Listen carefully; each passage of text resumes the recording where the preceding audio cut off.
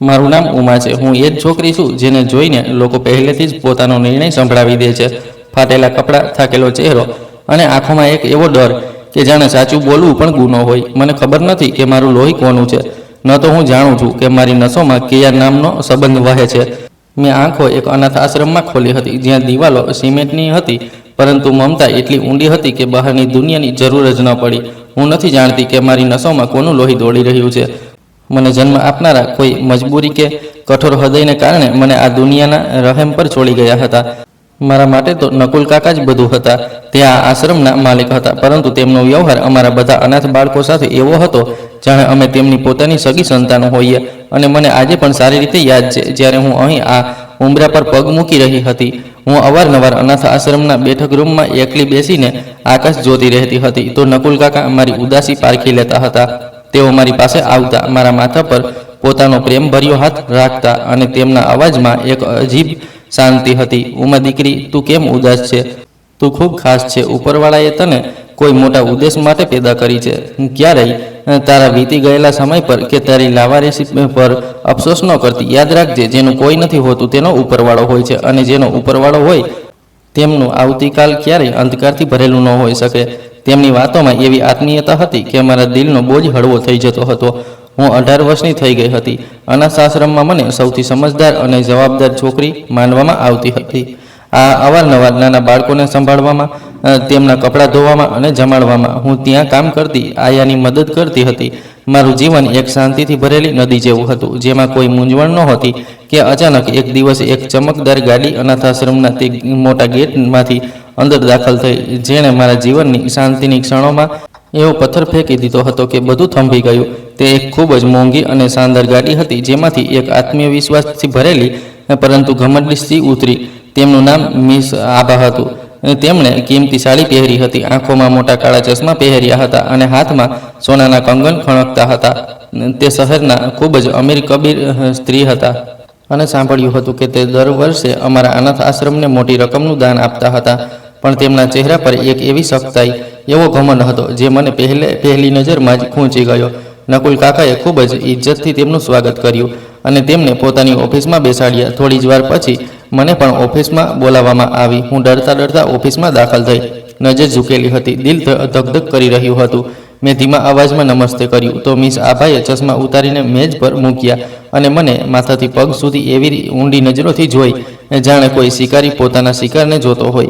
તેમની નજરોમાં એક અજીબ ચમક હતી। તેમણે નકુલ કાકા તરફ જોયું અને ખૂબ જ ઠંડા અને વ્યવસાયિક લહેજામાં કહ્યું કે નકુલ સાહેબ, મને મારા દીકરા માટે બિલકુલ આવી જ છોકરી જોઈતી હતી। શાંત, સભ્ય, દબાઈને રહેનારી અને સૌથી ઉપર જેનું કોઈ આગળ પાછળ ન હોય, જે આવતીકાલે પોતાના પિયર જવાનો રોબ ન જાળી શકે। તમે તો જાણો છો કે મારા દીકરો રમણ તેની પહેલી પત્નીના કારણે કેટલો દુઃખી હતો। તે તેને સંતાન ન આપી શકી। મોટા ડોક્ટરે જવાબ આપી દીધો, મારે મારા ખાનદાનનો વારસ પણ જોઈએ છે। એટલે તેણે તેને છોડી દીધી હતી અને પોતાની નસલ આગળ વધારવા માટે મને એક એવી વહુ જોઈએ જે ફક્ત વારસદાર પેદા કરે અને મારા ઘરના મામલામાં મારી વાત માને અને મારા હુકમની સામે તે પણ જવાબ ન આપે। તેમના આ શબ્દો મારા કાનમાં પીગળેલા કાચની જેમ ઉતરી રહ્યા હતા। હું ત્યાં ઊભી હતી, જીવતી, પણ મારી વાત એવી રીતે થઈ રહી હતી જાણે કોઈ બેજાન વસ્તુનો સોદો કરવામાં આવતો હોય। નકુલ કાકાના ચહેરા પર એક છાયો લહેરાઈ ગયો હતો। તેમણે થોડી ક્ષણો વિચાર્યું, પછી કહ્યું કે આબાજી, ઉમા મારી દીકરીઓ જેવી છે।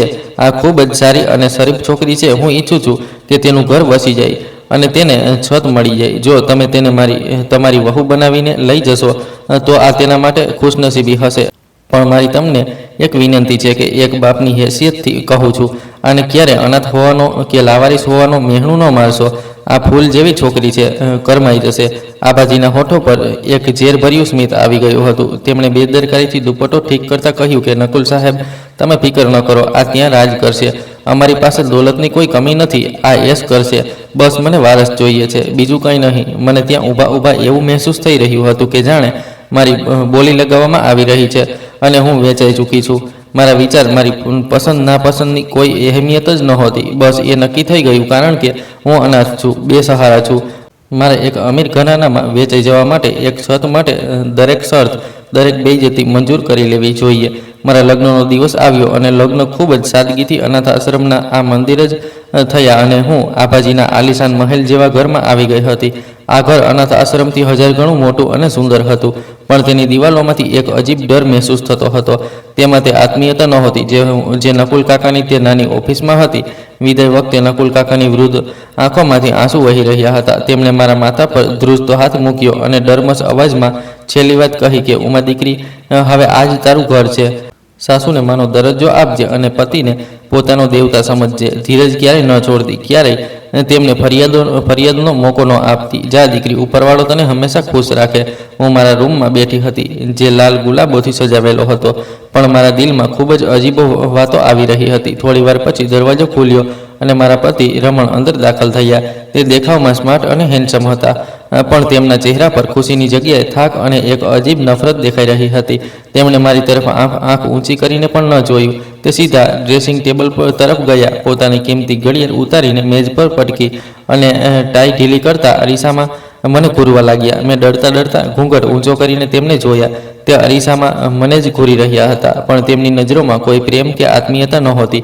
તેમણે મારી તરફ ફર્યા વિના સખત લહેજામાં કહ્યું કે જો ઉમા, મને ખબર નથી કે મમ્મીએ તને શું સપના બતાવ્યા છે, શું વાતો કહી છે, પણ એક વાત ગાંઠ બાંધી લે, મારી જિંદગીમાં પ્રેમ નામની નકામી વસ્તુને કોઈ જગ્યા નથી. મેં આ લગ્ન ફક્ત અને ફક્ત મમ્મીની જીદ પર કર્યા છે, કારણ કે તેમને ખાનદાનનો વારસ જોઈએ છે. તે પૌત્રનું મોઢું જોવા માંગે છે.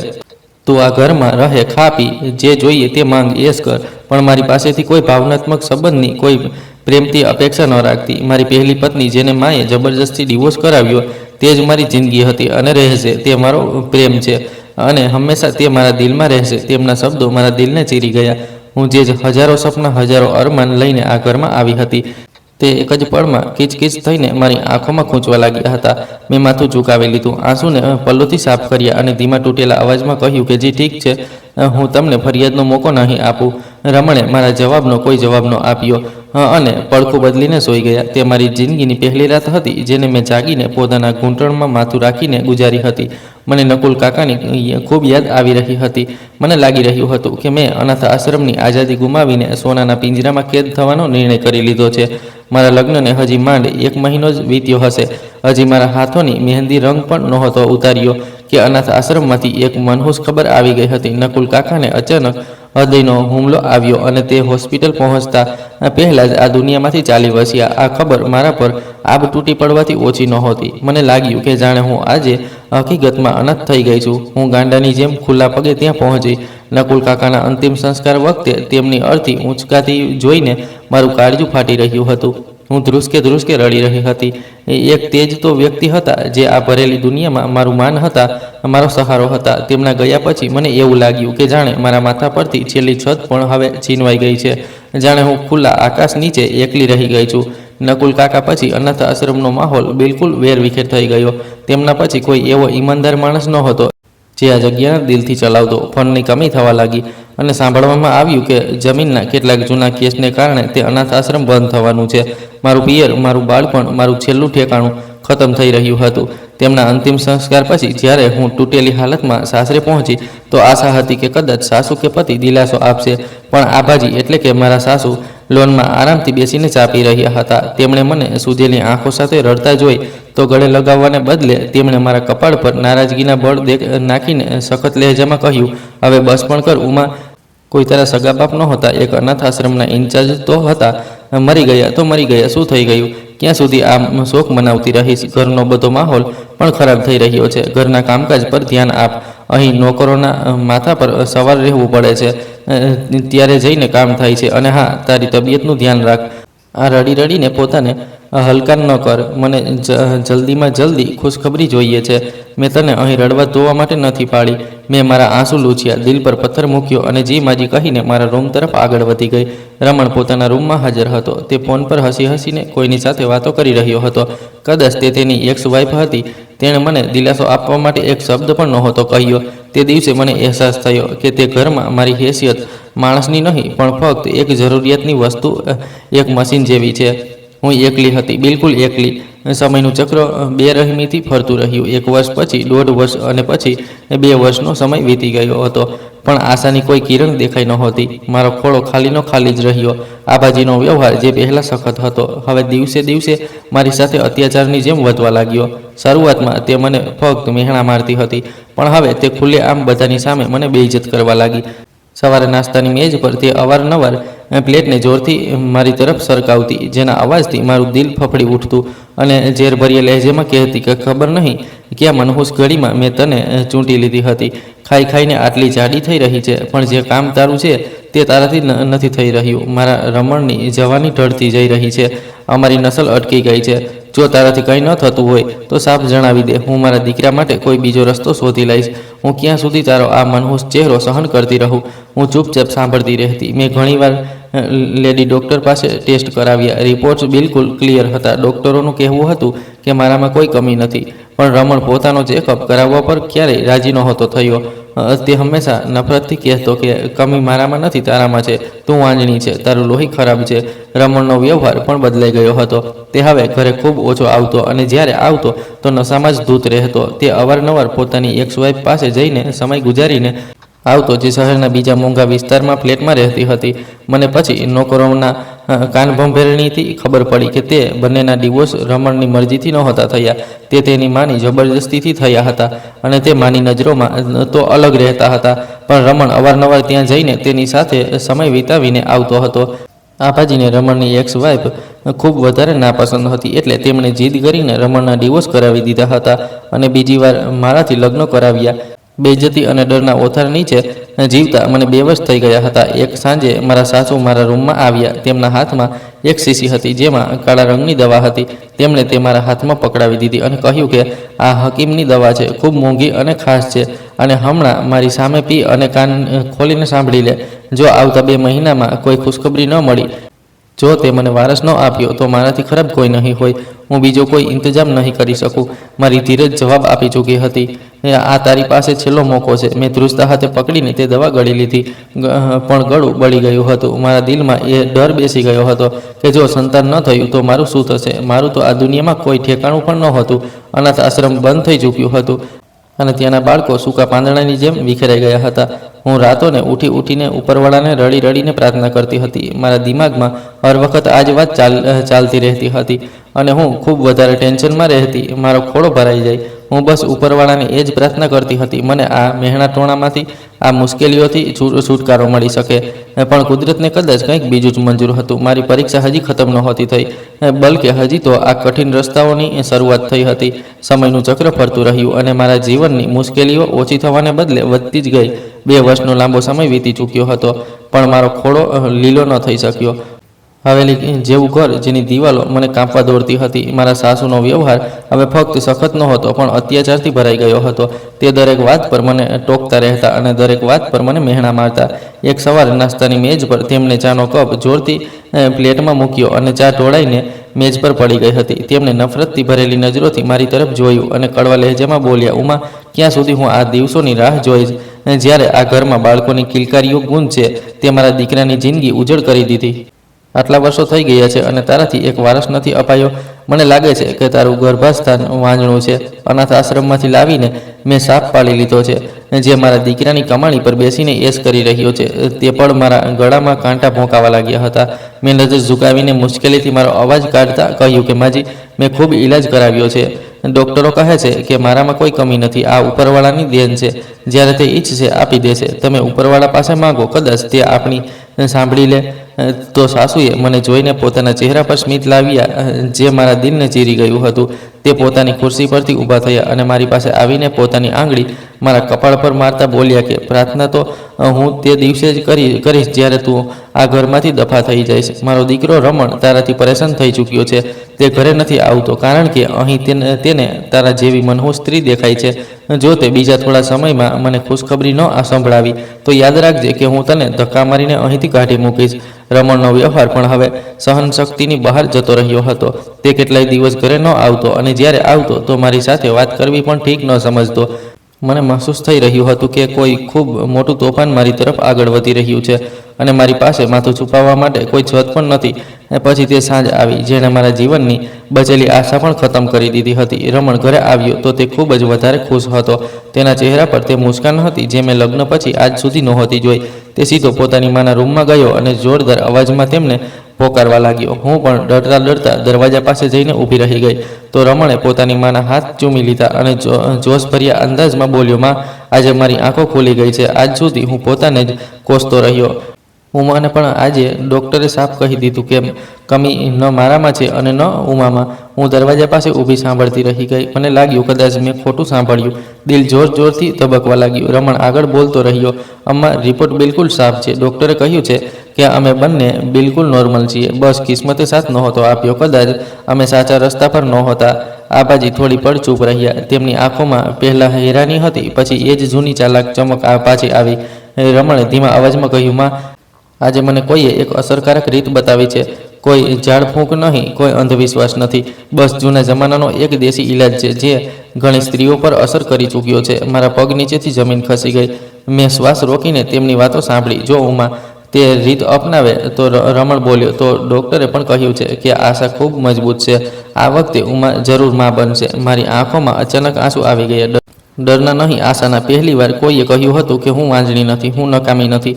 આબાજીએ ઠંડા અવાજમાં કહ્યું, જો એમ છે તો ઠીક છે, પણ યાદ રાખજે રમણ, મને ફક્ત પરિણામ જોઈએ. ઘરમાં બાળક જોઈએ, બહાના નહીં. રમણે માથું હલાવી દીધું. માં, આ વખતે બધું ઠીક થશે. તે રાત્રે રમણ મારા રૂમમાં આવ્યું. તે પહેલી વાર નશામાં નહોતો. તેમની આંખોમાં અજીબ બેચેની હતી. તે પલંગના એક ખૂણા પર બેસી ગયા અને બોલ્યા, ઉમા, મને ખબર છે મેં તારી સાથે સારો વ્યવહાર નથી કર્યો, પણ સાચું એ છે કે હું ખુદથી લડી રહ્યો હતો. હું ચૂપ રહી કારણ કે મારી પાસે કહેવા માટે કંઈ નહોતું. તેમણે આગળ કહ્યું, ડૉક્ટરે કહ્યું છે કે બધું ઠીક છે અને કોઈ જાણકારે એક રીત બતાવી છે. જો તું ઈચ્છે તો અમે એક છેલ્લો પ્રયત્ન કરી શકીએ છીએ. મેં ધીમેથી માથું ઝુકાવી લીધું. મારા દિલમાં ડર પણ હતો અને આશા પણ. હું જાણતી હતી કે આ પ્રયત્ન ફક્ત માં બનવાનો નથી.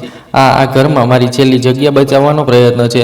મેં ખૂબ ધીમા અવાજમાં કહ્યું, જો ઉપરવાળાને મંજૂર હશે તો હું દરેક પ્રયત્ન કરીશ. રમણે મારી તરફ જોયું. તેમની આંખોમાં ન પ્રેમ હતો ન નફરત, બસ એક આશા હતી અને એક જરૂરિયાત. હું તે રાત્રે મોડે સુધી જાગતી રહી. નકુલ કાકાની વાતો યાદ આવી કે જેનું કોઈ નથી હોતું તેનો ઉપરવાળો હોય છે. મેં પહેલી વાર દિલથી પ્રાર્થના માંગી, ફક્ત માં બનવા માટે નહીં, પણ આ એકલતામાંથી બહાર નીકળવા માટે. મને ખબર નહોતી કે જે રસ્તા પર હું ચાલવાની હતી તે મને માં બનાવશે કે નહીં, પરંતુ એટલું તો નક્કી હતું કે તોફાન આવવાનું હતું. રમણની તે વાત પછી ઘરનો માહોલ અચાનક બદલાયેલો લાગવા લાગ્યો. તે સખ્તાઈ, તે રોજબરોજની કડવાશ અને તે મહેનતવાળાનો વરસાદ થોડા દિવસો માટે જાણે થંભી ગયો હતો. આબાજી પહેલાં જેવી તીખી જબાન તો નહોતી ચલાવી રહ્યા, પરંતુ તેમની નજરો હવે પણ દરેક પળે મારા પર જામી રહેતી. જાણે તે મારા શરીરની અંદર ડોક્યું કરીને એ જોવા માંગતા હોય કે ત્યાં કોઈ હલચલ શરૂ થઈ કે નહીં. રમણે જે રીતની વાત કરી હતી તે કોઈ ચમત્કાર કે અંધવિશ્વાસ નહોતો, બલકે એક વૃદ્ધ વૈદ્યનો બતાવેલો દેશી ઈલાજ હતો, જેમાં સમયસર ખાવું યોગ્ય વસ્તુઓ ખાવી, કેટલીક જડીબુટ્ટીઓ અને સૌથી વધુ જરૂરી દિમાગને શાંત રાખવું સામેલ હતું. મને જણાવવામાં આવ્યું કે ડર, તણાવ અને ગૂંગણામણ સ્ત્રીના ગર્ભને સૌથી પહેલાં નબળા પાડી દે છે. મેં કોઈ સવાલ કર્યા વિના બધું માની લીધું. એટલે નહીં કે મને ખૂબ ભરોસો હતો, બલકે એટલે કારણ કે સવાલ પૂછવાની હિંમત મારામાં હવે બચી જ નહોતી. મારું જીવન એક એવા મોડ પર ઊભું હતું જ્યારે ના કહેવાનો મતલબ હતો બધું ગુમાવી દેવું. મારી દિનચર્યા હવે પૂરી રીતે બદલાઈ ગઈ. સવારે અંધારામાં ઉઠવું, સમયસર નહાવું, માપી તોડીને જમવું, દવાઓ લેવી અને પોતાને દરેક હાલતમાં શાંત રાખવાનો પ્રયત્ન કરવો, આ બધું હવે મારી જવાબદારી બની ચૂક્યું હતું. રમણ પણ પહેલાં કરતાં થોડો બદલાઈ ગયો હતો. તે હવે અઠવાડિયામાં 2-3 દિવસ સુધી ઘરે રોકાવા લાગ્યો હતો. અમારા વચ્ચે વધારે વાતો તો નહોતી થતી, પણ તેની ચૂપકીદીમાં હવે પહેલાં જેવી બેરૂકી પણ નહોતી. હું દરેક નાના બદલાવને આશાની જેમ પકડવા લાગી હતી. ક્યારેક હળવો ચક્કર આવતો, ક્યારેક સવારે જીવ ગભરાતો તો દિલ આપોઆપ જોરથી ધડકવા લાગતું. દર વખતે લાગતું કે કદાચ આ વખતે, પરંતુ મહિનાનો અંત આવતા આવતા બધું ફરી એવું જ થઈ જતું. કોઈ ખબર નહીં, કોઈ બદલાવ ન થયો. આબાજી કંઈ બોલ્યા નહીં, પણ તેમની ખામોશી હવે પહેલાં કરતાં વધુ ડરાવની લાગવા લાગી હતી. તેમની આંખોમાં ફરી એ જ સખત નિર્ણય ઉતરી આવ્યો જેને હું સારી રીતે ઓળખી ચૂકી હતી. રમણ પણ ફરીથી પોતાના સંકોચાવા લાગ્યો. તે મોડેથી ઘરે આવતો, થાકેલો રહેતો અને મારી સાથે વધારે વાત કરવાથી બચતો. એક સાંજે તેણે ખૂબ જ સામાન્ય લહેજામાં મને કહ્યું, ઉમા, મેં મારી તરફથી પ્રયત્ન કર્યો છે, હવે આગળ જે થશે તે સમય નક્કી કરશે. તેના અવાજમાં થાક હતો, પણ મારા માટે કોઈ દિલાસો નહીં. તે રાત્રે હું ખૂબ મોડે સુધી રડતી રહી. પહેલીવાર મારા મનમાં એક ખ્યાલ આવ્યો કે કદાચ લોકો જે કહે છે તે સાચું જ કહેતા હશે. કદાચ મારું ગર્ભસ્થાન ખરેખર ખાલી રહેવા જ બન્યું છે. તો પણ મેં ઈલાજ બંધ ન કર્યો, કારણ કે મારી પાસે છોડી દેવા માટે કંઈ બીજું બચ્યું જ નહોતું. 3 મહિના એમ જ વીતી ગયા. દરેક દિવસ એક જેવો. સાસુની નજરો, ઘરના દબાયેલા માહોલ અને મારા અંદર હર વખત પલતો ડર. પછી એક સવારે જ્યારે હું રસોઈમાં ચા બનાવી રહી હતી, અચાનક મારી આંખો સામે અંધારું છવાઈ ગયું. હાથ ધ્રુજી ગયા અને કપ જમીન પર પડીને તૂટી ગયો. આબાજીનો તીક્ષ્ણ અવાજ ગૂંજી ઉઠ્યો, ધ્યાન ક્યાં રહે છે તારું? પણ હું જવાબ આપવાની હાલતમાં નહોતી. મારા પગ લથડી રહ્યા હતા અને દિલ જોર જોરથી ધડકી રહ્યું હતું. તે જ દિવસે રમણ મને ડૉક્ટર પાસે લઈ ગયા. આખા રસ્તે ગાડીમાં સન્નાટો છવાયેલો રહ્યો. મારા મનમાં ડર પણ હતો અને એક નાજુક આશા પણ, જેને હું તૂટવાથી બચવાનો પ્રયત્ન કરી રહી હતી. ડૉક્ટરે કેટલાક જરૂરી ટેસ્ટ લખ્યા અને 2 દિવસ પછી રિપોર્ટ લાવવા કહ્યું. તે 2 દિવસ મારા જીવનના સૌથી ભારે દિવસો હતા. દરેક પળ હું ઉપરવાળાને બસ એ જ વાત કહેતી રહી, જો હવે પણ ન થયું તો મને સહન કરવાની તાકાત આપી દેજે. જ્યારે રિપોર્ટ આવ્યો અને ડૉક્ટરે હસીને કહ્યું કે મુબારક હો, આ વખતે આશા બિલકુલ પાકી છે, તો મારી આંખોમાંથી આપોઆપ આંસુ વહી નીકળ્યા હતા. હું કંઈ બોલી જ ન શકી. રમણ થોડી પળ ચૂપ રહ્યા, પછી ધીમેથી ખુરશી પર બેસી ગયા. તેમના ચહેરા પર ખુશી ઓછી અને એક અજીબ સન્નાટો વધારે હતો. ઘરે પાછા ફરતી વખતે ગાડીમાં કોઈ વાત ન થઈ. આબાજીને જ્યારે ખબર પડી તો તેમણે મીઠાઈ મંગાવી અને ઘરમાં પહેલીવાર મારા નામની બૂમ પડાવી. પણ હું જાણતી હતી કે જે ઘરમાં સ્ત્રીની કિંમત ફક્ત તેના ગર્ભથી નક્કી થતી હોય, ત્યાં મા બની જવું પણ હજી પૂરી જીત નથી. રિપોર્ટ આવ્યા પછી મારું જીવન જાણે 2 ભાગમાં વહેંચાઈ ગયું હતું. એક ભાગ તે હતો જેમાં ડર સાથે હું જીવી રહી હતી, અને બીજો જેમાં આશા હતી. પણ તે આશા પર પણ પહેરો બેઠેલો હતો. હું મા બનવાની છું એ સાચું હતું, પણ તે સત્યને જીવવાની આઝાદી મને નહોતી મળી. આબાજીનો વ્યવહાર ઉપરથી બદલાઈ ગયો હતો, પણ અંદરથી તેમનો શોખ અને તેમનો કંટ્રોલ પહેલાં કરતાં ક્યાંય વધારે વધી ગયો હતો. હવે તે દરેક વસ્તુ પર નજર રાખવા લાગ્યા, કે હું શું ખાઈ રહી છું, કેટલી વાર સૂઈ રહી છું, કોની સાથે વાત કરી રહી છું અને કયા સમયે ઉઠી બેસી રહી છું. મને વારંવાર સમજાવવામાં આવતું કે હવે હું ફક્ત ઉમા નથી રહી, બલકે તેમના ખાનદાનના વારસની માં છું. તેમણે સ્પષ્ટ શબ્દોમાં કહી દીધું હતું કે હવે કોઈ ભૂલ ન થવી જોઈએ. ઉમા, આ બાળક અમારા ઘરનો વારસ છે. તારો એક એક શ્વાસ હવે અમારા હિસાબે ચાલશે. મેં ચૂપચાપ માથું હલાવી દીધું, કારણ કે મેં શીખી લીધું હતું કે આ ઘરમાં બોલવું મારી તાકાત નહીં, મારી નબળાઈ બની જાય છે. રમણનો વ્યવહાર પણ અજીબ રીતે બદલાયેલો હતો. તે હવે મારી સાથે સીધી વાત કરવા લાગ્યા હતા, પણ તે વાતમાં આત્મીયતા નહીં, જવાબદારીનો બોજ વધારે હતો. તે અવારનવાર મને પૂછતા કે દવા લીધી છે કે નહીં, જમવાનું સમયસર ખાધું કે નહીં, પણ ક્યારેય એ નહોતા પૂછતા કે હું કેવું મહેસૂસ કરી રહી છું. ક્યારેક મને લાગતું હતું કે તે મારી સાથે નહીં, મારા પેટમાં પડી રહેલા જિંદગી સાથે વાત કરી રહ્યા છે. દિવસો ધીમે ધીમે વીતવા લાગ્યા. પહેલો મહિનો નીકળી ગયો, પછી બીજો. મારા શરીરમાં બદલાવ સ્પષ્ટ દેખાવા લાગ્યા હતા. થાક જલ્દી લાગવા લાગતો, જીવ ગભરાતો રહેતો અને ઘણીવાર કોઈ કારણ વિના આંખોમાંથી આંસુ વહેવા લાગતા હતા. આબાજી દર અઠવાડિયે ડૉક્ટર પાસે લઈ જતા. ડૉક્ટર બધું ઠીક જણાવતા, પણ તો પણ સાસુનું મન ન ભરાતું. દર વખતે બહાર નીકળતી વખતે તે મને એ જ કહેતા કે ધ્યાન રાખજે ઉમા, આ બધી તારી જવાબદારી છે. જો કંઈ પણ ગડબડ થઈ, હું તને જિંદગીભર માફ નહીં કરું. તેમણે આ વાતો મારા દિલ પર પથ્થરની જેમ પડતી હતી. હું ડરના ઓથાર નીચે જીવી રહી હતી. ડર એ વાતનો નહીં કે કંઈક ખોટું થઈ જશે, બલકે એ વાતનો કે જો કંઈ પણ થોડુંક પણ બગડ્યું તો બધો આરોપ ફરી મારા માથે નાખી દેવામાં આવશે. ઘણી રાતો એવી રહેતી જ્યારે હું ઊંઘમાંથી ઉઠીને મારા પેટ પર હાથ રાખી લેતી હતી અને ખૂબ ધીમેથી કહેતી હતી કે તું ઠીક છે ને, જાણે તે મને સાંભળી શકતું હોય, જાણે તે મને જવાબ આપશે. મને નકુલ કાકા ખૂબ યાદ આવતા. કાશ તે આજે જીવતા હોત, તો કદાચ કોઈ એવું હોત જે મને પૂછત કે હું કેવી છું. રમણ ઘણીવાર રાત્રે મોડેથી આવતા હતા, પણ હવે તે નશામાં નહોતા હોતા. તે ચૂપચાપ આવીને સૂઈ જતા, જાણે તેમના માટે આ બધું એક સામાન્ય દિનચર્યા હોય. અમારા બંને વચ્ચે એક અજીબ અંતર હતું, જે ઓછું નહોતું થઈ રહ્યું. 3જા મહિનામાં એક દિવસે મારી તબિયત અચાનક ખૂબ બગડી ગઈ. આખું શરીર તૂટી રહ્યું હતું અને તાવ તેજ હતો.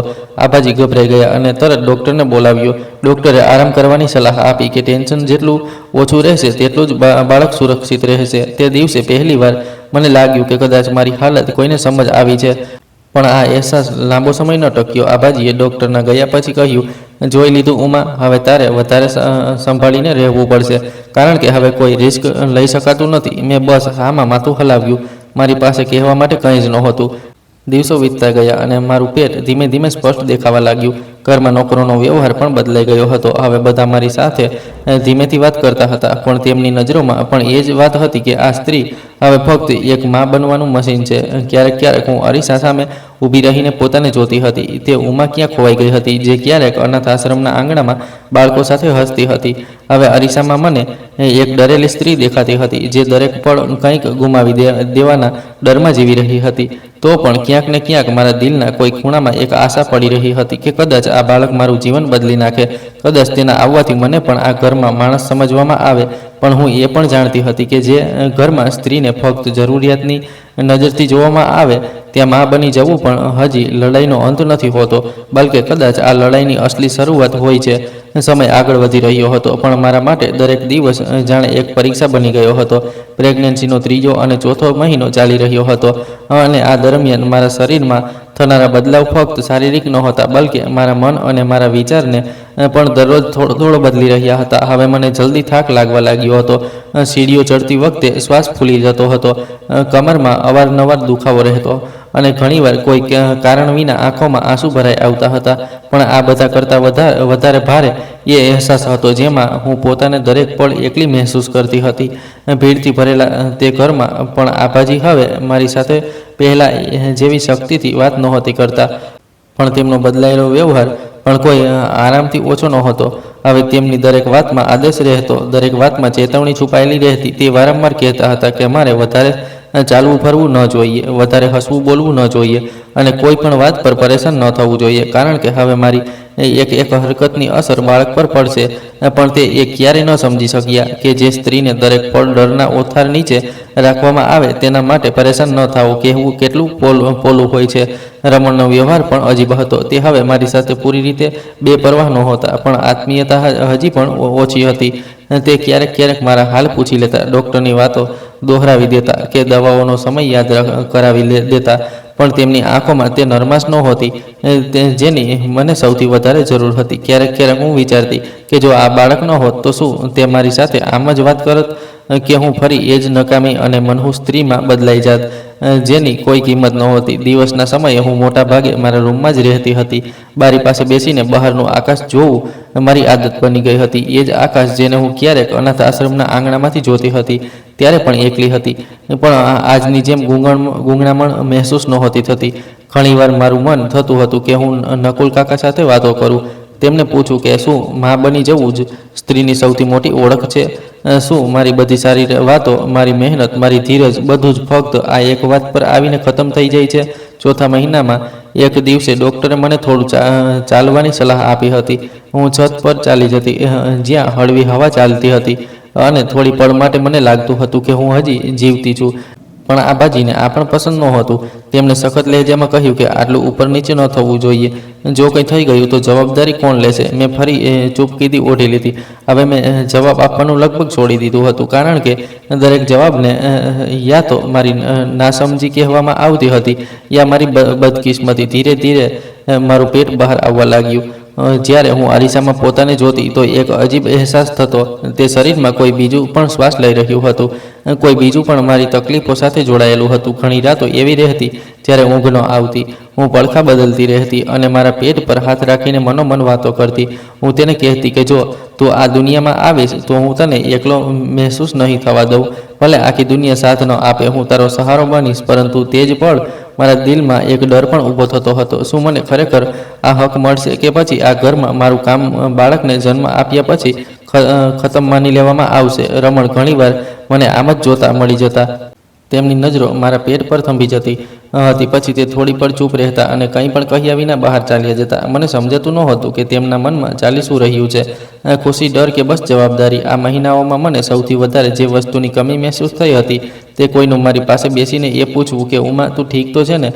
દરેક જણ બાળકનો જ ફિકર કરી રહ્યું હતું, પણ મારી ફિકર કદાચ કોઈના ભાગે નહોતી આવી. તો પણ હું પોતાને સંભાળી રહી હતી, કારણ કે હવે મારા અંદર ફક્ત મારું જીવન નહોતું, હવે મારા શ્વાસથી કોઈ બીજાના શ્વાસ જોડાઈ રહ્યા હતા. અને આ જ અહેસાસે મને દરેક દિવસ તૂટવાથી બચાવી રાખ્યો હતો. સમય ક્યારે હાથમાંથી સરકીને છેલ્લા મહિના સુધી પહોંચી ગયો મને ખુદને પણ ખબર ન પડી. પ્રેગ્નન્સીનો 9મો મહિનો શરૂ થઈ ચૂક્યો હતો અને મારું શરીર હવે દરેક દિવસ મને એ અહેસાસ કરાવી રહ્યું હતું કે અંદર પડી રહેલી જિંદગી હવે આ દુનિયામાં આવવા માટે તૈયાર છે. કમરમાં સતત દુખાવો રહેતો હતો અને રાતો પડખા બદલતા વીતી જતી. પણ આ બધા કરતાં વધારે ભારે તે બેચેની હતી જે દરેક પળ મારા દિલમાં બેઠી રહેતી હતી. હવે ઘરમાં દરેક વાત બાળકની આસપાસ ફરવા લાગી હતી. આબાજીના અવાજમાં એક અજીબ ગભરાહટ આવી ગઈ હતી જે પહેલાં ક્યારેય નહોતી. તે વારંવાર નોકરોને હુકમ આપતા રહેતા, ક્યારેક મારા રૂમની સફાઈને લઈને, ક્યારેક હોસ્પિટલના બેગને લઈને અને ક્યારેક ડૉક્ટરને મળવાના સમયને લઈને. તેમની સખ્તાઈમાં હવે ડર પણ સામેલ થઈ ગયો હતો. ડર એ વાતનો કે ક્યાંક છેલ્લા સમયે કંઈક ગડબડ ન થઈ જાય. મને સખત સલાહ આપવામાં આવી હતી કે હું મોટા ભાગનો સમય પથારી પર જ રહું, બારીમાંથી બહાર જોવું, છત પર જવું કે વધારે વાર ઊભા રહેવું હવે મના હતું. મારો હવે કોઈ સુરક્ષિત જગ્યા કરતાં વધારે એક રાહ જોવાની કોટડી લાગવા લાગ્યો હતો જ્યાં દરેક પળ બસ એ જ ગણવામાં આવતું હતું કે હવે કેટલાક દિવસ બાકી છે. રમણ હવે દરેક રાત ઘરે રહેવા લાગ્યા હતા. ઘણીવાર અડધી રાત્રે મારી ઊંઘ ખુલતી તો જોતી કે તે ખુરશી પર બેસીને મને જોઈ રહ્યા છે, જાણે ખાતરી કરી રહ્યા હોય કે હું ઠીક છું. પણ જ્યારે મારી આંખ ખુલી જતી તો તે તરત જ પોતાની નજર હટાવી લેતા અને ચૂપચાપ બહાર ચાલ્યા જતા. અમારા બંને વચ્ચે હજી પણ વધારે વાતો નહોતી થતી, પણ તે ચૂપકીદીમાં હવે પહેલાં જેવી બેરૂકી નહોતી. તે ચૂપકીદીમાં ડર હતો. મારા મનમાં દરેક પળ અજીબ ખ્યાલ આવતા રહેતા. ક્યારેક ડર લાગતો હતો કે જો ડિલિવરી વખતે કંઈક થઈ ગયું તો. ક્યારેક એ વિચારીને દિલ બેસી જતું હતું કે જો બાળક છોકરી થયું તો આ ઘરમાં તેનું શું થશે. અને ક્યારેક એ સવાલ ઉઠતો કે બાળકના આવ્યા પછી મારા જીવનમાં ખરેખર શું બદલાશે. આબાજી રોજ મને એક જ વાત કહેતા, બસ થોડા જ દિવસ છે ઉમા, બધું ઠીક થવું જોઈએ. હવે કોઈ લાપરવાહી નહીં. તેમના માટે આ ઘરનો વારસ હતો, મારા માટે આ મારા શ્વાસ સાથે જોડાયેલી જિંદગી હતી. ડિલિવરીની તારીખ નજીક આવતા જ ઘરમાં એક અજીબ તણાવ ભરાઈ ગયો હતો. ફોન સતત વાગતા રહેતા, ડૉક્ટર સાથે વાતો થતી રહેતી અને દરેક જણ જાણે કોઈ અણદીઠા ડરથી ઘેરાયેલું હતું. નોકરો પણ મારી સાથે વાત કરતી વખતે અવાજ મોટો કરી લેતા હતા, જાણે જોરથી બોલવાથી પણ કંઈક ખોટું થઈ શકે. એક રાત્રે મને અચાનક તેજ દર્દ ઉપડ્યો. દર્દ એવો હતો કે મારા શ્વાસ અટકી ગયા. મેં ગભરાઈને રમણને અવાજ આપ્યો તો તે તરત મારી પાસે આવ્યા. તેમના ચહેરા પર મેં પહેલીવાર ખુલ્લેઆમ ડર જોયો. તે બોલ્યા, ઉમા ગભરાશ નહીં, બધું ઠીક થઈ જશે. આબાજી પણ દોડતા રૂમમાં આવ્યા. તેમણે મને આ હાલતમાં જોતા જ તેમના ચહેરાનો રંગ ઉડી ગયો. પહેલીવાર તેમણે મારા માથા પર હાથ મૂક્યો અને કહ્યું કે હિંમત રાખ બેટા, ડૉક્ટરને બોલાવી લીધા છે. તેમના આ સ્પર્શમાં મા જેવી નરમાશ નહોતી, પણ ડર સ્પષ્ટ મહેસૂસ થઈ રહ્યો હતો. હોસ્પિટલ લઈ જવાની તૈયારી થવા લાગી. ગાડીમાં બેસતી વખતે મારા પગ ધ્રુજી રહ્યા હતા. દર્દ વધતો જતો હતો અને મારા હાથ આપોઆપ પેટ પર ચાલી જતા હતા, જાણે હું અંદર પડી રહેલા તે જીવને પકડી રાખવા માંગતી હોઉં. રમણ આખો રસ્તો મારો હાથ પકડી રહ્યા. તેમનો હાથ ઠંડો હતો અને પકડ ખૂબ કસીને હતી. કદાચ તે પણ પોતાને સંભાળવાનો પ્રયત્ન કરી રહ્યા હતા. હોસ્પિટલ પહોંચતા ડૉક્ટર અને નર્સ મને અંદર લઈ ગઈ. રમણ અને આબાજી બહાર રોકાઈ ગયા. દરવાજો બંધ થતી વખતે મેં પાછળ ફરીને જોયું. આબાજી હાથ જોડીને ઉપરવાળાને યાદ કરી રહ્યા હતા અને રમણની આંખો ભીની હતી. તે પળે મને નકુલ કાકા ખૂબ યાદ આવ્યા. દિલમાં એક જ પ્રાર્થના હતી, જો આજે હું કંઈ ન કહી શકું, કંઈ ન કરી શકું તો બસ મારું બાળક સુરક્ષિત રહે. ડિલિવરીનો દર્દ શબ્દોમાં વર્ણવવો કદાચ મુશ્કેલ છે.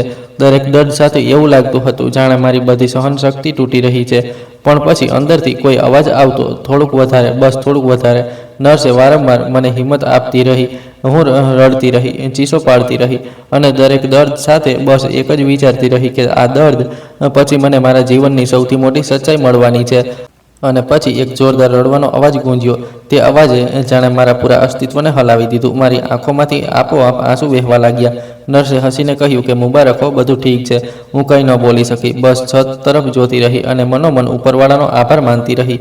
બહાર તેના રડવાનો અવાજ સાંભળીને આબાજીની આંખોમાંથી પણ આંસુ નીકળી આવ્યા. તેમણે રાહતનો શ્વાસ લીધો. રમણ ત્યાં જ ખુરશી પર બેસી ગયા. તેમનું માથું ઝૂકી ગયું અને તેમની આંખોમાંથી ચૂપચાપ આંસુ વહેવા લાગ્યા. તે પળે ન કોઈ અમીર હતું, ન કોઈ ગરીબ હતું, ન કોઈ સાસુ, ન કોઈ પતિ. બસ એક નવી જિંદગી હતી જે બધાને પોતાની જગ્યા બતાવી રહી હતી. પણ હું જાણતી હતી કે કહાણી અહીં ખતમ નથી થતી, કારણ કે બાળકનો જન્મ એક સ્ત્રીની લડાઈનો અંત નથી હોતો, બલકે અવારનવાર તેની સૌથી મોટી પરીક્ષાની શરૂઆત હોય છે. ડિલિવરી પછી મારું શરીર જાણે કોઈ બીજાનું થઈ ગયું હતું. નબળાઈ એટલી વધારે હતી કે ઘણીવાર બાળકને ખોળામાં ઉંચકતી વખતે પણ હાથ ધ્રુજવા લાગતા હતા. કાંટાનો દર્દ દર વખતે બેસતા ઉઠતા યાદ કરાવી દેતો હતો કે હું હજી પૂરી રીતે ઠીક નથી, અને ઉપરથી ઊંઘની સતત કમી મારા દિમાગને શૂન્ય કરી દેતી હતી. મા બનવું ખુશી હતી, પણ તે ખુશી થાક, ડર અને એકલતા નીચે દબાયેલી ચાલી જઈ રહી હતી. હોસ્પિટલમાં રહેતા પણ મેં એ મહેસૂસ કર્યું કે બધાની દિલચસ્પી મારા કરતાં બાળકમાં વધારે હતી. આબાજી દિવસમાં ઘણીવાર બાળકને જોવા આવતા, તેને ખૂબ ધ્યાનથી જોતા, તેની નાની આંગળીઓને અડકતા, ક્યારેક તેના ગાલ પંપાડતા અને ક્યારેક તેના માથા પર હાથ રાખીને તેના માટે પ્રાર્થના કરતા. તેમના અવાજમાં નરમાશ હતી, આંખોમાં ચમક હતી અને ચહેરા પર એક અજીબ તસલ્લી, જાણે તેમને તે મળી ગયું હોય જેની રાહ તે વર્ષોથી જોઈ રહ્યા હતા. પણ જ્યારે વાત મારા પર આવતી તો એ જ આભાજી અચાનક ચૂપ થઈ જતા. ન એ પૂછતા કે મને દર્દ કેવું છે, અને એ કે હું ઠીકથી ખાઈ પી રહી છું કે નહીં. ન જ ક્યારેય એ કહેતા કે ખૂબ સહન કર્યું છે. હું બધું જ જોતી હતી, બધું સમજતી હતી, પણ તે સમયે કંઈ કહેવાની તાકાત મારામાં નહોતી. ઘરે પાછા ફરવાનો દિવસ આવ્યો તો મને લાગ્યું હતું કે કદાચ હવે હાલત થોડા બદલાશે. ઘરનો માહોલ, પોતાની પથારી, પોતાની જગ્યા, કદાચ આ બધું મને થોડી શાંતિ આપશે. પણ જેવી હું બાળકીને ખોળામાં લઈને ઘરની અંદર આવી, મને ફરીથી અહેસાસ થઈ ગયો કે આ ઘરમાં મારી અહેમિયત હવે એટલી જ હતી જેટલી પહેલાં હતી, લગભગ નહીવત. આબાજીએ બાળકને જોતાં જ તેને પોતાના ખોળામાં લઈ લીધું. તેમની આંખોમાં આંસુ આવી ગયા હતા. તે તેને છાતી સરસો ચાંપીને વારંવાર તેનું માથું ચૂમી રહ્યા હતા, જાણે એ ખાતરી કરી લેવા માંગતા હોય કે તે ખરેખર અહીં છે. ઘરમાં પહેલીવાર મને લાગ્યું કે કોઈ સાચી ખુશી મહેસૂસ કરી રહ્યું છે. પણ તે જ પળ જ્યારે તેમની નજર મારા પર પડી તો તે નરમાશ એકદમથી ગાયબ થઈ ગઈ. તેમણે બાળકને પ્રેમથી નોકરાણીના હાથોમાં આપ્યું અને મારી તરફ જોયા વિના બસ એટલું કહ્યું, આને સારી રીતે સંભાળજે. તે શબ્દો બાળક માટે ન હતા, મારા માટે નહીં. દિવસો વીતતા ગયા. આબાજીનો પૂરો દિવસ હવે બાળકની આસપાસ ફરવા લાગ્યો. તે ખુદ બાળકના કપડાં પસંદ કરતા, તેને ખોળામાં લઈને કલાકો સુધી બેસી રહેતા. તેના રડવાનો અવાજ સાંભળતા જ સૌથી પહેલાં તે જ રૂમમાં પહોંચી જતા. જો બાળક થોડું પણ પરેશાન થતું તો તેમની બેચેની સ્પષ્ટ દેખાતી હતી. પણ તે જ રૂમમાં બેઠેલી હું, જેણે તે બાળકને 9 મહિના પોતાના અંદર પાળ્યું હતું, જેનું શરીર હજી પણ દર્દથી ઝઝૂમી રહ્યું હતું, તેમના માટે જાણે હાજર જ નહોતી. તે મારી સાથે વાત નહોતી કરતા. જો ક્યારેક જરૂરી હોય તો પણ સીધા મારી આંખોમાં જોયા વિના ઠંડા અને નાના શબ્દોમાં વાત પૂરી કરી દેતા. તેમની નજર જ્યારે મારા પર પડતી તો તેમાં સ્પષ્ટ નફરત દેખાતી હતી, એવી નફરત જે બોલ્યા વિના પણ ઘણું બધું કહી જતી. રમણનો વ્યવહાર પણ કંઈક અલગ નહોતો. તે હવે મોટા ભાગે બાળકની જરૂરિયાતોની વાતો કરતા. દૂધ, ડૉક્ટરની વિઝિટ્સ, દવાઓ, ખર્ચ પણ મારી સાથે ક્યારેય એ નહોતા પૂછતા કે હું અંદરથી કેવી છું, મારો થાક, મારો ડર, મારી ચૂપકીદી. તેમના માટે તે બધું જાણે સામાન્ય વાતો હતી જેના પર ધ્યાન આપવાની જરૂર નહોતી. ઘણી રાતો મેં એકલી ગુજારી, બાળકને છાતી સરસો ચાંપીને, આંખોમાં ઊંઘ અને દિલમાં ડર લઈને. ક્યારેક મને લાગતું કે જો હું અચાનક તૂટી ગઈ તો કદાચ કોઈને ફરક પણ નહીં પડે, સિવાય એ વાતના કે બાળકને સંભાળવા માટે કોઈ બીજું જોઈએ હશે. આબાજી અવારનવાર આંગણામાં બેસીને પોતાના છોડ સાથે સમય વિતાવતા. તે છોડ સાથે તે એવી વાતો કરતા જાણે તેમને સમજતા હોય. તેના સૂકા પાંદડા કાપતા, માટી ઠીક કરતા અને તેને પૂરો પ્રેમ પાણી આપતા. તે છોડ માટે તેમના ચહેરા પર જે આત્મીયતા હતી તે મેં ક્યારેય પોતાના માટે મહેસૂસ જ નહોતી કરી. ઘણીવાર હું બાળકને ખોળામાં લઈને ત્યાં જ ઊભી રહેતી હતી, કદાચ એ આશામાં કે તે એકવાર મને પણ એ જ નજરથી જુએ જે નજરથી તે બાળકને, છોડને જુએ છે. પણ તે યા તો મને પૂરી રીતે નજરઅંદાજ કરી દેતા અથવા પછી એવી નજરથી જોતા જેમાં સ્પષ્ટ લખેલું હતું કે તું બસ એક જરૂરિયાત હતી, હવે તારી કોઈ અહેમિયત નથી. તે બધાની વચ્ચે મારું બાળક જ મારા શ્વાસ બની ગયું હતું. તેની એક નાની સ્મિત, તેની આંગળીનું મારો હાથ પકડી લેવું મને દર વખતે થોડુંક જીવવાનું કારણ આપી દેતું હતું. પણ સચ્ચાઈ એ જ હતી કે આ ઘરમાં મા બન્યા પછી પણ હું પહેલાં જ કરતાં વધારે એકલી થઈ રહી હતી. અને ક્યાંક ને ક્યાંક મારા અંદર એ સમજણ વિકસવા લાગી હતી કે જો મેં હવે પણ ખુદ માટે ઊભું રહેવાનું ન શીખ્યું તો આ ચૂપગીદી મને પૂરી રીતે ખતમ કરી દેશે. રમણ તે દિવસે સવારે કોઈ જરૂરી કામથી બહાર ચાલ્યા ગયા હતા. ઘરમાં તેમના પગલાંનો અવાજ ગુંજવા બંધ થતાં જ મને અજીબ બેચેની થવા લાગી હતી, જાણે આ ઘરની દિવાલો અચાનક વધારે નજીક આવી ગઈ હોય અને હવા પણ ભારે થઈ ગઈ હોય. હું બાળકને સુવડાવીને રૂમમાંથી બહાર આવી જતી હતી કે પાછળથી આબાજીનો સખત અવાજ સંભળાયો, જેમાં આજે ન તો બનાવટી શાંતિ અને ન જ તે ધીરજ જે તે રમણની સામે ઓઢી લેતા હતા. ઉમા અહીં આવ. તેમનો લહેજો એવો હતો જેમાં હુકમ હતો. હું ડરીને તેમની સામે જઈને ઊભી રહી ગઈ. તેમની આંખોમાં આજે એ જ જૂની નફરત હતી, પણ આજે તે ખુલ્લેઆમ બહાર આવી ચૂકી હતી. કોઈ પડદા વિના, કોઈ ડર વિના. તેમણે મારી તરફ એક ડગલું વધાર્યું અને અચાનક મારા વાળને જોરથી પકડી લીધા. દર્દ એવો હતો કે મારી આંખો સામે અંધારું છવાઈ ગયું અને મારા મોંમાંથી એક ચીસ નીકળતા રહી ગઈ. મેં ધ્રુજતા અવાજમાં કહ્યું, અમ્માજી, શું કરી રહ્યા છો તમે? તેમણે મારા વાળ વધુ જોરથી ખેંચતા કહ્યું, હજી અમ્માજીનું નાટક ન કર. ખૂબ સહન કરી લીધું મેં તને. હું દર્દ અને ડરથી લગભગ ઘૂંટણભેર ઝૂકી ગઈ, પણ તેમણે મને જમીન પર પડવા ન દીધી. બસ ખેંચતી રહી, જાણે મારામાં કોઈ ઇન્સાનિયત બચી ન હોય. ચાલ નીકળ અહીંથી. તે લગભગ ચીસો પાડી રહ્યા હતા કે તારી આ ઘરમાં હવે કોઈ જગ્યા નથી. તે મને પોત્ર આપી દીધો. બસ ત્યાં સુધી જ તારું કામ હતું. મારા શરીરમાં જાણે જીવ જ ન બચ્યો.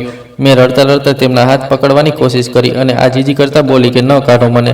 હું ક્યાં જઈશ ઉમ્માજી? મારું કોઈ નથી આ દુનિયામાં. મારું બાળક, તેને મારાથી અલગ ન કરો. મારી વાત સાંભળીને તેમના ચહેરા પર જરાય પીગળાવ ન આવ્યો, બલકે તેમની આંખોમાં વધુ ઝેર ઉતરી આવ્યું. હવે બાળક મારું છે, તેમણે દાંત પીસતા કહ્યું.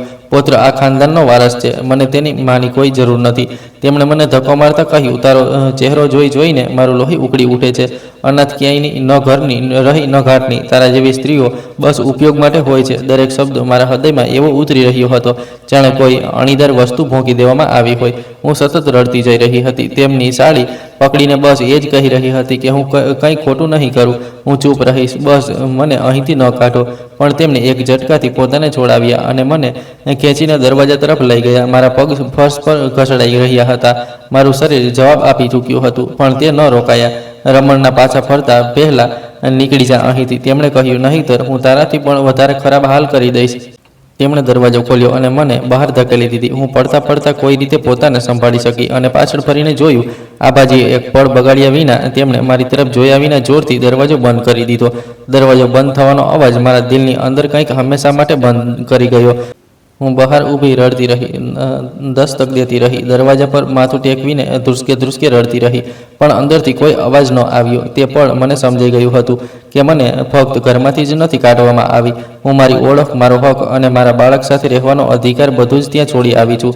હું માં હતી, પણ મારો ખોળો ખાલી કરી દેવામાં આવ્યો અને તે બંધ દરવાજા સામે ઊભેલી ઉમા હવે એ જ ઉમા નહોતી રહી. કંઈક તૂટી ચૂક્યું હતું અને તે તૂટની વચ્ચે ક્યાંક ને ક્યાંક એક નવી ઉમા જન્મ લઈ રહી હતી.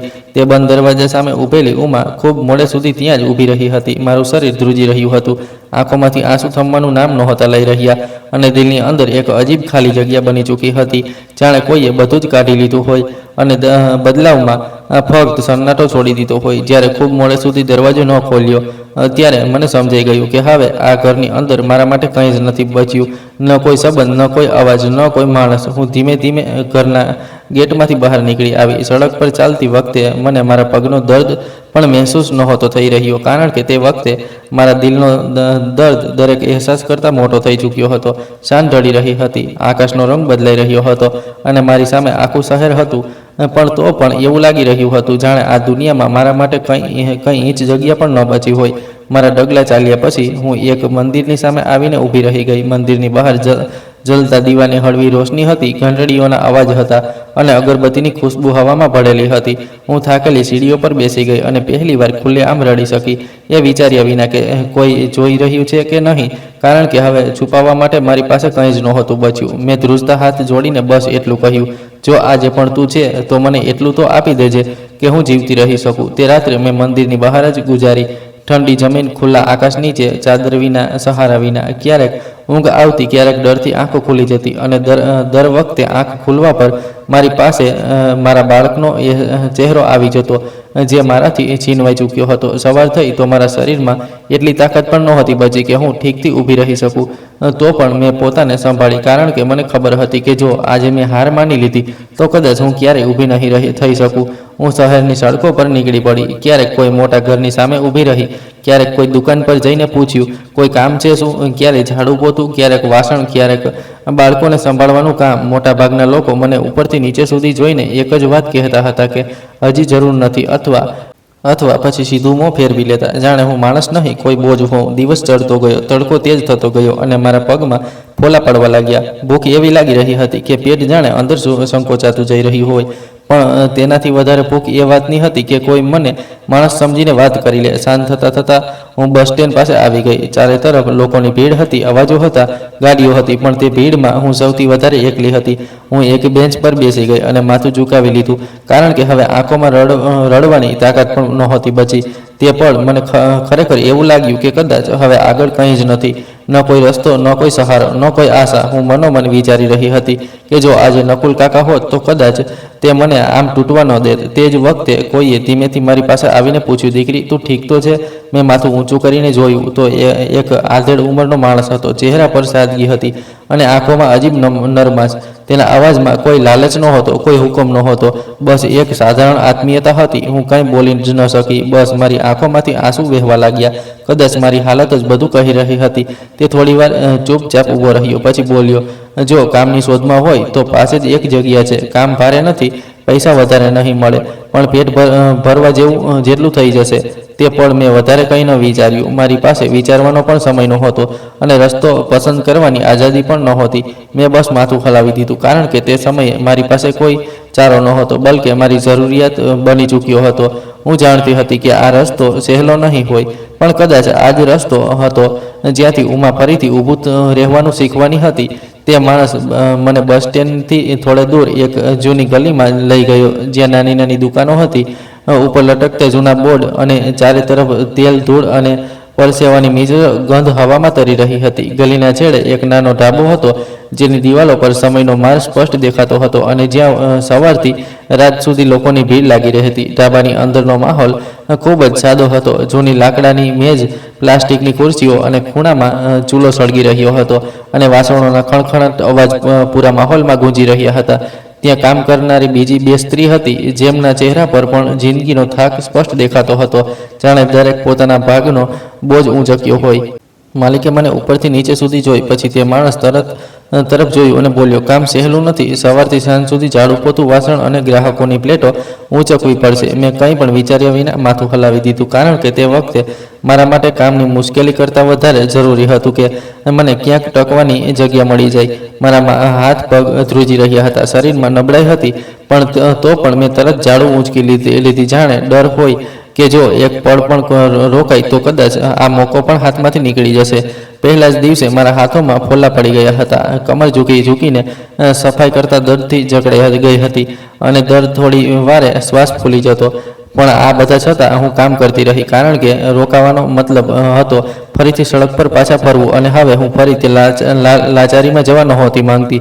ઢાબામાં અવારનવાર લોકો પોતાના ખાવામાં લાગેલા રહેતા હતા. કોઈ ઉતાવળમાં હતું, કોઈ દોસ્તો સાથે હસી રહ્યું હતું અને કોઈ મોબાઈલમાં ખોવાયેલું હતું. તેમાંથી કોઈને પણ એ વાતથી કોઈ ફરક નહોતો પડતો કે સામે ઝૂકેલી સ્ત્રીનો આંખોમાં કેટલો દર્દ ભરાયેલો છે. બપોરના સમયે ઢાબામાં અચાનક થોડી હલચલ વધી ગઈ. કેટલીક ગાડીઓ બહાર આવીને ઊભી રહી અને સારા કપડામાં કેટલાક લોકો અંદર દાખલ થયા. હું તે વખતે ફર્શ પર પડેલું પાણી લૂછી રહી હતી, માથું નીચે ઝૂકેલું હતું, એટલે મેં કોઈનો ચહેરો ન જોયો. પછી અચાનક એક જાણીતો અવાજ મારા કાનોમાં પડ્યો. તે અવાજ એવો હતો જેને હું ચાહીને પણ ક્યારેય ભૂલી નહોતી શકી. ચાલો અહીં બેસીએ. રમણનો અવાજ હતો. મારા હાથમાંથી કપડું છૂટી ગયું. દિલ જોરથી ધબકવા લાગ્યું, જાણે છાતીમાંથી બહાર નીકળી આવશે. મેં હિંમત કરીને ધીમે ધીમે માથું ઊંચું કર્યું. તે સામે જ ઊભા હતા. મોંઘા કપડાં, સભ્યતાથી સજાવેલો ચહેરો અને એ જ જૂનો રોગ. તે મને જોઈ નહોતા રહ્યા. કદાચ તેમણે વિચાર્યું પણ નહોતું કે તે સ્ત્રીને તેની માએ ઘરમાંથી કાઢી મૂકી તે આજે આ હાલતમાં તેમની સામે ઊભી હશે. હું જલ્દીથી ઝૂકી અને કામમાં લાગી ગઈ, કારણ કે હું નહોતી ઈચ્છતી કે તે મને આ રીતે જુએ. કિસ્મતને કદાચ કંઈક બીજું જ મંજૂર હતું. રમણની નજર અચાનક મારા પર પડી. એક પળ માટે તેમના ચહેરાનો રંગ બદલાઈ ગયો. તેમની આંખોમાં હેરાની હતી અને તે બેયકીની મને અને ક્યાંક શરમ પણ. ઉમા, તેમના મોંમાંથી મારું નામ એમ નીકળ્યું જાણે તેમને ખુદને યકીન ન હોય. મારા શરીરમાં જાણે જીવ જ ન બચ્યો હતો. મેં ધીમેથી માથું ઊંચક્યું અને કોઈ ફરિયાદ વિના, કોઈ સવાલ કર્યા વિના બસ શાંતિ અવાજમાં કહ્યું કે જી. તે થોડી પળ મને જોતા રહ્યા. મારા સસ્તા કપડાં, ઝૂકેલું માથું અને હાથોમાં પકડેલા ફોલ્લા કદાચ તેમને બધું સમજાવી રહ્યા હતા કે હું ક્યારેય શબ્દોમાં નહોતી કહી શકી. ઢાબાનો શોર, વાસણોનો અવાજ, લોકોની વાતો, બધું જ તે પળ પાછળ છૂટી ગયું હતું.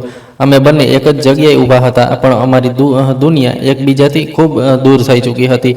રમણ કંઈક બોલવા માંગતો હતા, પણ શબ્દો જાણે ગળામાં અટકી ગયા હતા. અને મેં ફરીથી કપડું ઊંચક્યું અને ચૂપચાપ ફર્શ લૂછવા લાગી, કારણ કે હવે મારી પાસે તેમને કંઈ સાબિત કરવાની ન તાકાત હતી ન જરૂર. તે પળ પહેલીવાર મને મહેસૂસ થયું કે હું તૂટી તો ગઈ હતી, પણ પૂરી રીતે ખતમ નહોતી થઈ, અને કદાચ અહીંથી ઉમાની અસલી જંગ શરૂ થવાની હતી. સમય ધીમે ધીમે આગળ વધતો ગયો, પણ ઉમાની અંદર કંઈક એવું બદલાઈ ચૂક્યું હતું જે હવે કોઈ ઘડિયાળના કાંટા સાથે નહોતું ચાલતું. ડાબામાં કામ કરતા મારા હાથ વધુ સખત થઈ ગયા હતા, શરીર વધુ થાકવા લાગ્યું હતું, પણ આંખોમાં હવે તે ડર નહોતો જે ક્યારેક સાસરિયાના ઉંબરા પર ઊભા રહીને ધ્રુજતો હતો. હવે મારી આંખોમાં ચૂપચાપ સહન કરી લેવાની મજબૂરી નહીં, બલકે સહન કરતાં કરતાં પેદા થયેલી એક ખામોશ તાકાત હતી.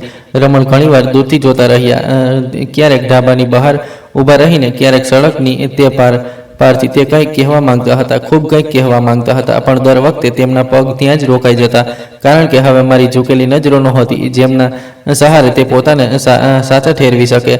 હું તેમને જોઈ લેતી, પણ નજર નહોતી મિલાવતી, કારણ કે હવે મારા માટે સૌથી જરૂરી હતું પોતાને પડવાથી બચાવી રાખવું. એક દિવસ રમણે હિંમત કરી અને સામે આવીને ઊભા રહી ગયા. તેમનો અવાજ ભારે હતો, આંખોમાં પસ્તાવો હતો, અને શબ્દોમાં પહેલીવાર સચ્ચાઈની ઝલક હતી. તેમણે કહ્યું કે તેમને બધું ખબર પડી ગઈ છે, કે મને ઘરમાંથી કેવી રીતે કાઢવામાં આવી, કેવી રીતે મને મારા બાળકથી અલગ કરી દેવામાં આવ્યું, અને કેવી રીતે હું બધું ચૂપચાપ સહન કરતી રહી. મેં તેમને ધ્યાનથી સાંભળ્યા, ન વચ્ચે ટોક્યા, ન આંસુ વહાવ્યા, ન જ કોઈ ફરિયાદ કરી.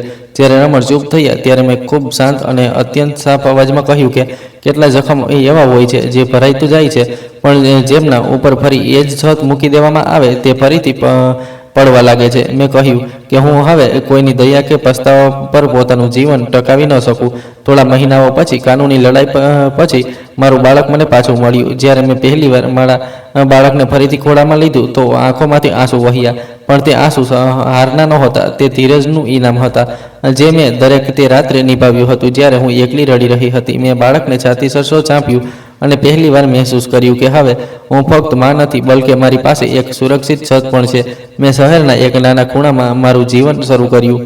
બાળકની સાથે કામ કરવા લાગી, તે બાળકો સાથે જેમની આંખોમાં એ જ સવાલ હતા જે ક્યારેક મારા પોતાના હતા. હું તેમને ભણાવતી, તેમને હસવાનું શીખવતી, અને સૌથી જરૂરી વાત, તેમને એ વિશ્વાસ અપાવતી કે તેમની કમી તેમનો ગુનો નથી. આબાજી પાસે દોલત હતી, મોટું ઘર હતું, પણ તેમના ઘરમાં હવે અવાજો ઓછા થઈ ગયા હતા. રમણ તેમનાથી દૂર થઈ ચૂક્યા હતા, અને પહેલીવાર આબાજીએ મહેસૂસ કર્યું કે કોઈનો ઉપયોગ કરીને મેળવેલો સંબંધ ક્યારેય દિલ સુધી પહોંચતો નથી. અને મારી પાસે કંઈ હવે નહોતું, પણ જે હતું તે મારું પોતાનું હતું, મારું બાળક, અને તે શાંતિ જે મેં ખૂબ કિંમત ચૂકવીને મેળવી હતી. મેં જિંદગી સામેની લડાઈ જીતી નહોતી, જિંદગીને સહન કરવાનું શીખી લીધું હતું, અને તે જ સૌથી મોટી જીત હતી. આ કહાની સૌથી મોટી શીખ એ છે કે જે સ્ત્રીની તાકાત તેને ધીરજમાં છુપાયેલી હોય છે, પણ જ્યારે એ ધીરજ ઇજ્જત સાથે જોડાઈ જાય છે તો તે સ્ત્રી કોઈ સહારાની મોહતાજ નથી રહેતી. જે લોકો સંબંધોને જરૂરિયાત પ્રમાણે નિભાવે છે તે ક્યારેય શાંતિ નથી મેળવી શકતા, અને જે માણસ દરેક અત્યાચાર પછી પણ પોતાને તૂટવા નથી દેતો તે જ અસલી અર્થમાં જીતે છે. માં હોવું ફક્ત બાળકને જન્મ આપવો નથી હોતો, માં હોવું તે બાળકી માટે એક સુરક્ષિત દુનિયા બની જવું હોય છે. અને સૌથી અગત્યની વાત, કોઈને કાઢી મૂકીને, કચડીને કે ઉપયોગ કરીને બનાવેલી ખુશી વહેલી મોડી ખુદ જ ઢળી જાય છે.